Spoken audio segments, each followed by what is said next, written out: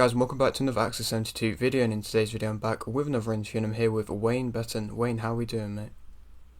I'm good, thank you. I'm all good. Good to hear. Thank you very much for coming on the channel. You're welcome. You're welcome. Lovely stuff. So we'll get straight into it with the question which I always like to start off with. Why did you start coaching? I think the main reason why I started coaching was because obviously I used to hang around with a group of friends and they wanted to open up a local boxing club, obviously for the kids on the estate to try and keep them on the straight and narrow. And I was the only person they knew that had done a bit of boxing. So they asked me if I'd go along and do a bit of coaching for them to help the kids out. And I did, and here I am now. Indeed, indeed. That was early 2000, that was, yeah, 1999, 2000, so yeah. Wow, okay, no, it's been around for a while then doing this, I respect that. And so I suppose for somebody, like you said, you did it to start off with to help get kids off the street and get them kind of in a focused mindset, and how important and good is boxing for something like that to get kids away from maybe the bad path? I think it's massively important, to be fair, because obviously, you know, as everyone's aware of that, the majority of the kids come from the sort of background that could astray or lead them into a different path in their life.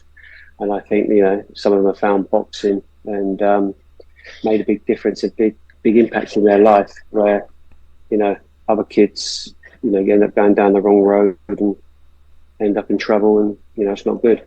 So I think boxing is massively important for that, really, to give them a bit of direction, a bit of discipline, and give them something they can, you know, hopefully go on and do something with their life with. Of course, of course. And I mean, now you train many of fighters, and so when you are looking for a fighter to train, or a first fighter comes to you to train, what kind of characteristics do you always like to see? Is that determination and that kind of drive? Is that always something you want to be seeing? Yeah, there's a few things that I like to see in a fighter or boxer. I think first one is most probably like to see what their work ethic's like. I think first of all you've got to have discipline for the sport. That's a massive ask. You know? Yeah, if you've got no discipline, I don't think you can get no structure. And without no structure, there's no success. They're the three sort of like stages I like to use. You know, without no discipline, there's no structure. Without no structure, there's no success. So discipline, work ethic are my two main important things as a coach I look for. Definitely, definitely. And so, how kind of big would you say your stable is at the moment? It's quite big. Obviously, we've got a good group at the minute. I'd say working with about 8 or 9 pros at the moment. Obviously, yeah, got Mark Chamberlain, who's the IBF European champion. I just worked with Damian Trzynski, who just fought for the IBO world title against Anthony Kakachi. He was IBO international champion and Polish super featherweight champion at the time as well. I'm working with Alex Moyer, who's going to be fighting on August the 4th in Belfast for WBO European. Obviously Ryan Garner, got Josh Frankham, Jamie Chamberlain. Obviously he's had a little break at the moment, but he'll be back. Yeah, and obviously, you know, got a few other amateurs that are coming through, you know, just about the turnover. So it's quite a big stable at the moment. Of course, and we'll touch more upon the pros in just a moment. But when you are training both amateurs and professional fighters, how does that kind of differ in the way you're wanting to train them? Is it more you're training maybe different kind of styles for the amateurs compared to the pros? Yeah, that's a good question, because there's definitely a divide, I feel, with amateur boxing and professional boxing. And you know, we've seen it over the years where, you know, you've had some elite amateurs that haven't quite gone on to do what they should have done in the pros because they might have stayed in the amateurs too long. Yeah. I do believe it's like, you know, two completely different sports. So I've got to be mindful of that, because obviously I do, you know, do some extra training with some elite amateurs, and it is slightly different, to be fair, to what I would like to train a pro. So Uh, it might be an old saying, but it's a bit of a true saying. In the pros, obviously, you sit down on your punches a little bit more, Mm, maybe, but in the amateurs, it's much probably a bit more quicker with mm, faster pace. So there is definitely you've got to find the right yeah. balance. I feel so. I try to mix the two together a little bit. Mm. Of course, of course. And so, a question which I always like to kind of ask coaches that do come on, and there's especially people that do coach amateurs, there is a kind of speak around the possibility of the amateur boxing in the Olympics being banned, and obviously a lot of backlashes come from that coming out. But what is your opinion if that does get banned? How would that impact the amateurs?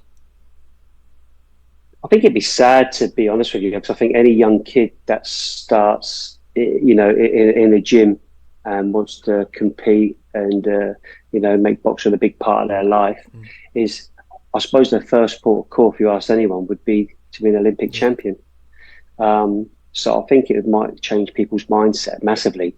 Mm. I think it'd be sad to be honest with you, because obviously, like you say, it's always, the amount of boxers that I've had who said when they first come in the gym, I want to be an Olympic gold medalist. You get Yeah. what I'm saying? It's Yeah. not like I want to be a world champion.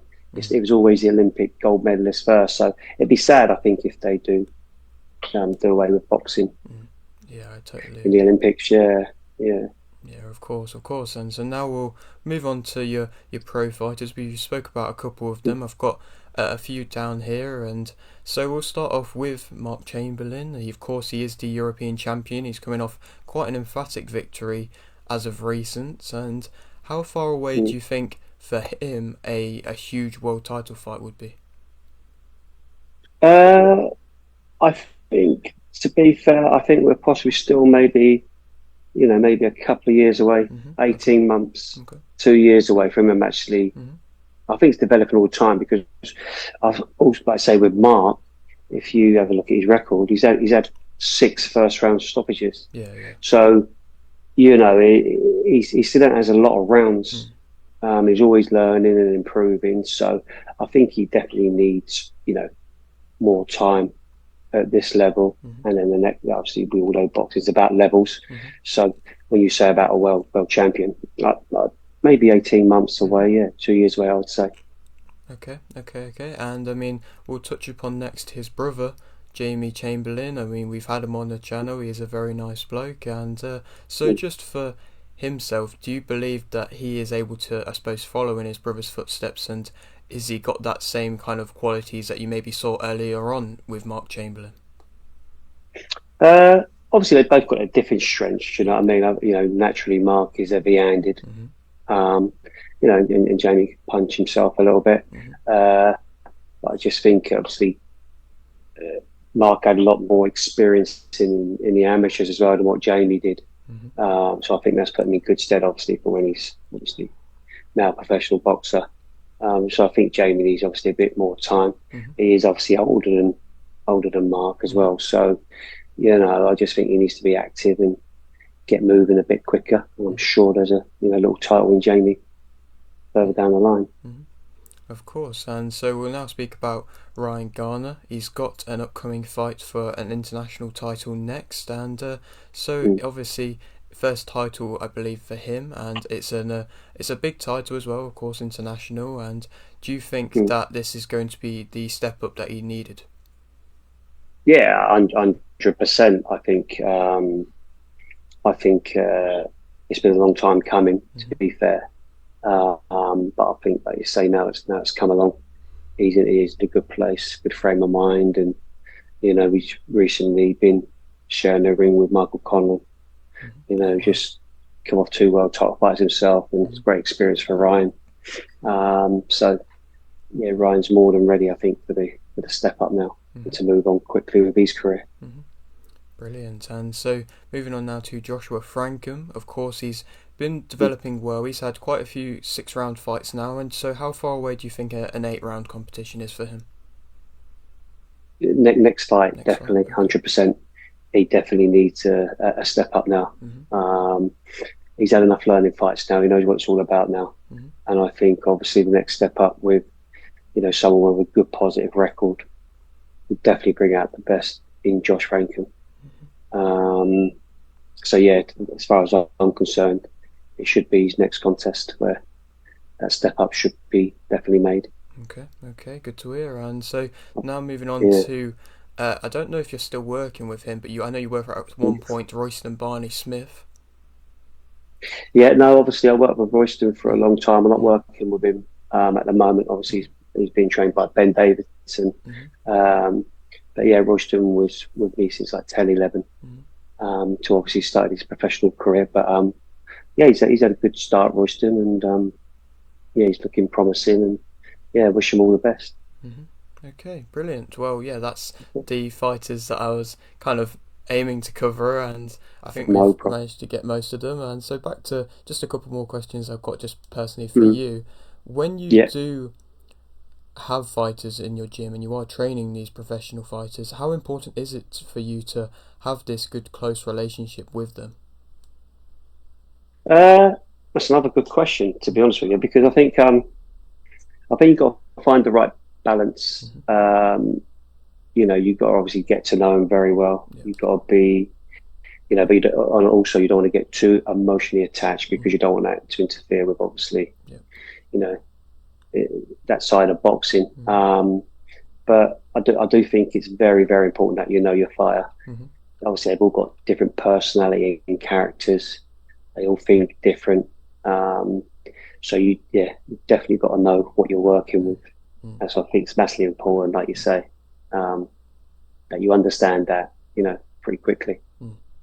Of course, and I mean, I suppose you see fighters, maybe as of recent, Anthony Joshua being a bit of an example where he has been jumping around coaches quite a bit, and Mm. maybe that's affecting his style in a negative way.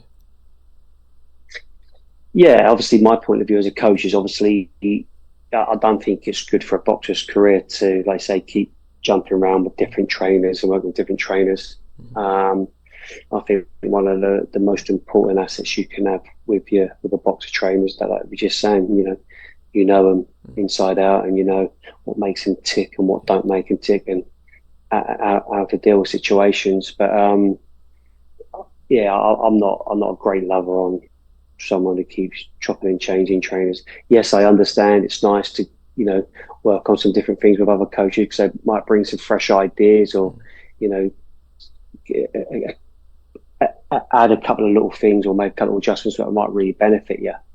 But I think jumping from trainer to trainer all the time, I don't think it's positive. Mm. Yeah, of course, of course. And I mean, like you mentioned in a prior answer, you've been around the coaching game for respectively quite a while now. And so Mm. when you do eventually get to the point where you're maybe considering stopping coaching and kind of leaving boxing, maybe taking a little bit of a step back, how would you like to be remembered in boxing?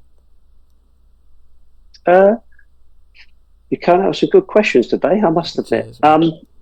Obviously, it's always been my goal and dream to train a world champion. Mm-hmm. But first and foremost, obviously, I'd like to be recognised as a good coach Mm-hmm. um, and a good person. Mm-hmm. Um, obviously, with boxing, we know what the nature of the sport is, Yeah.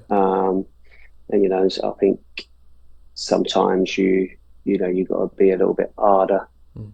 Uh, I keep trying to think the right words. Harder to because it's a tough sport. Yeah. Um, I don't want to be too nice all the Mm-hmm. time and be you know classed as someone who's too soft. Maybe Mm-hmm. that's maybe the right word. Mm-hmm. So, um, but I'd also like first and foremost, I'd like to be recognised that I was a good trainer, good coach. Mm.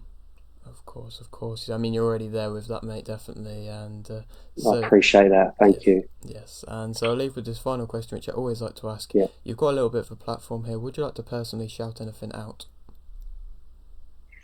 Um, Obviously, I'd like to shout out to Frank Warren Mm-hmm. first and foremost because obviously I work closely with Frank Warren, Mm-hmm. and I don't think there's anyone better in boxing, any promoter out there better than Frank Warren. Um, so obviously he's helped me massively. Ronnie Davis, who obviously I started my career with in coaching, who obviously trained, as we all know, Chris Eubank Senior Mm-hmm. and Junior. Mm-hmm. He's been a massive help to me, and he's always there. Mm-hmm. Um, Obviously Frank Hopkins as well. Obviously Cuts Van Frank Hopkins. He's been a massive help, and just thanks to everyone who supported the journey along the way, and obviously my family who suffered most probably over the years. To be honest with you, Yeah. my two children, obviously, because I'm doing something I love. Mm. But yeah, so families for supporting me as well. Mm. Brilliant, mate. Okay, well, thank you very much for doing this, and hopefully it shouldn't be too long, and hopefully I'll be coming to these fights with these fighters that you're working with, and maybe then we'll be able to catch up again and see how things have changed. 100%, you're always welcome. You know that. Brilliant. Thank you very much. And so, Have a good weekend. yes, you too, mate. And so, if you're on your round 10 yet, subscribe, please do so. Like the video if you like the video, and thanks.